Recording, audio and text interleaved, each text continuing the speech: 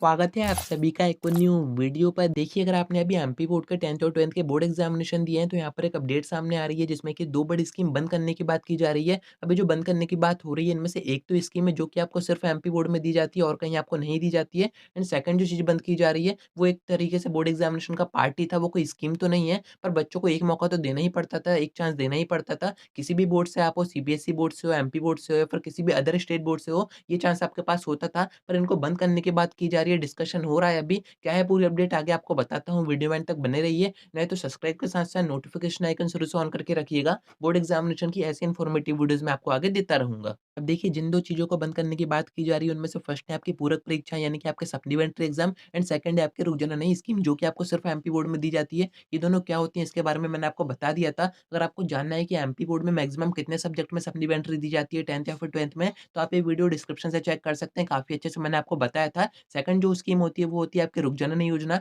अब ये क्या होती है उसकी इन्फॉर्मेशन भी मैंने आपको उस वीडियो में दी थी, फिर भी मैं आपको थोड़ा-सा बता देता हूँ। देखिए, होता क्या है, आपका एमपी बोर्ड एग्ज़ामिनेशन जो अभी हुआ है, इसका रिज़ल्ट आएगा। अब ज़रूरी तो नहीं है कि सभी बच्चे पास हो जाएँगे। कुछ बच्चे ऐसे होते हैं जिनके पासिंग मार्क्स नहीं आते हैं, यानी कि बोर्ड एग्ज़ामिनेशन में वो पास नहीं हो पाते हैं। एंड इस बार के एमपी बोर्ड एग्ज़ामिनेशन के पासिंग मार्क्स कितने हैं, क्योंकि आपका एग्ज़ाम पैटर्न चेंज हुआ था, तो उसके ऊपर भी मैंने वीडियो कवर कर रखी है, उसको भी आप डिस्क्रिप्शन से चेक कर सकते हैं। अब देखिए, बात ये आती है कि अगर हम पास नहीं हो पाते, तो अभी तक हमारे पास मौका होता था कि या तो उस सब्जेक्ट में हमारी सप्लीमेंट्री आती थी, यानी कि हम उसके दोबारा से एग्ज़ाम देके पास हो सकते थे। एंड अगर सप्लीमेंट्री एग्ज़ाम में भी अगर हम पास नहीं हो पाए हैं, तो हमारे पास एक और ऑप्शन होता था, हम रुक जाना नहीं योजना के एग्ज़ाम के फॉर्म भर सकते थे, उसमें एग्ज़ाम देके दोबारा से पास हो सकते थे। यानी कि एमपी बोर्ड में आपको 2 से 3 मौके दिए जाते थे। रुक जाना नहीं एग्ज़ाम भी 2 पार्ट में करवाए जाते थे। फर्स्ट पार्ट आपके सप्लीमेंट्री एग्ज़ाम के बाद होते थे एंड सेकंड पार्ट होते थे दिसंबर में। यानी कि जो बच्चे फर्स्ट पार्ट में पास नहीं हो पाते थे, उनको यहाँ पर सेकंड पार्ट यानी कि सेकंड चांस दिया जाता था, जो कि दिसंबर में होते थे। तो यहाँ पर आप समझ सकते थे कि एमपी बोर्ड में काफ़ी ज़्यादा पुश आपको किया जाता था कि आप कैसे भी करके इस सेशन में पास हो जाओ। पर ये शॉर्ट अपडेट सामने आ रही है, इसमें आपको बताया जा रहा है कि बंद होंगी पूरक परीक्षाएँ और रुक जाना नहीं योजना परीक्षाएँ।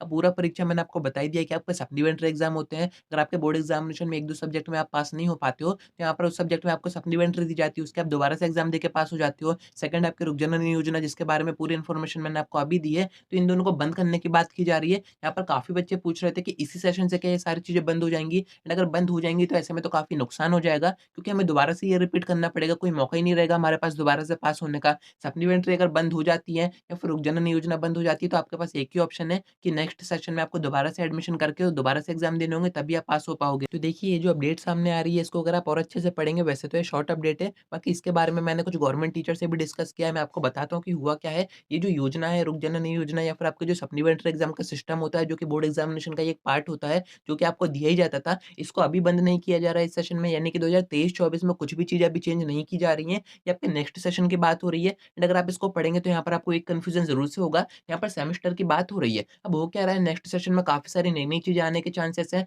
क्योंकि आपकी जो नई शिक्षा नीति है, वो भी एमपी बोर्ड अपनाने की कोशिश कर रहा है, यानी कि फॉलो करने की कोशिश कर रहा है। एंड इसका एक बड़ा चेंज ये है कि आपके जो बोर्ड एग्ज़ामिनेशन होते हैं पूरे सेशन में एक बार, जो कि अभी आपने दिए हैं, वो आपके आपसे 2 बार होंगे। यानी कि अब जो नेक्स्ट सेशन आएगा उसमें 2 बार से एग्ज़ाम हो सकते हैं, सेमेस्टर वाइज़ 6-6 महीने का आपका सेमेस्टर रहेगा। इसमें काफ़ी कुछ बेनिफिट भी होगा बच्चों का। हो सकता है कि काफ़ी बच्चों को ये पसंद आए, काफ़ी बच्चों को पसंद ना आए, क्योंकि पूरे सेशन में 2 बार बोर्ड एग्ज़ामिनेशन देना, कुछ बच्चे पसंद करेंगे, कुछ नहीं करेंगे, पर इसमें आपका बेनिफिट होगा। तो यहाँ पर आपको मेन बात ये बताई जा रही है कि जब ये सारी चीज़ें अपनाई जाएँगी, यानी कि सेमेस्टर में एग्ज़ाम होंगे, उसके बाद ये दोनों चीज़ें बंद कर दी जाएँगी, यानी कि सप्लीमेंट्री एग्ज़ाम भी बंद कर दिए जाएँगे, रुक जाना नहीं योजना एग्ज़ाम भी बंद कर दिए जाएँगे। तो ऐसे में आप सोच रहे होंगे, फिर हम पास कैसे होंगे? अगर एक सब्जेक्ट में अगर हम फेल हो जाते हैं, कम नंबर आते हैं, तो उसको हम कैसे कवर करेंगे? तो यहाँ पर आपको ऑप्शन दिया जाएगा कि जिस भी सब्जेक्ट में आप फर्स्ट सेमेस्टर में रुक गए हो, यानी कि फेल हो गए हो, तो उसका एग्ज़ाम आप सेकंड सेमेस्टर में दोबारा से दे सकते हो। पर यहाँ पर आपके ऊपर प्रेशर बढ़ जाएगा, क्योंकि सेकंड सेमेस्टर में आपको दोबारा से एग्ज़ाम देने पड़ेंगे एंड जो सब्जेक्ट आपका रुक गया है, उसके भी एग्ज़ाम आपको दोबारा से देने पड़ेंगे, तभी आप पास हो पाओगे। तो ये कुछ चीज़ें हैं जो कि नए सेशन में मैं आपको बताऊँगा। अगर एमपी बोर्ड नई शिक्षा नीति को अपनाता है,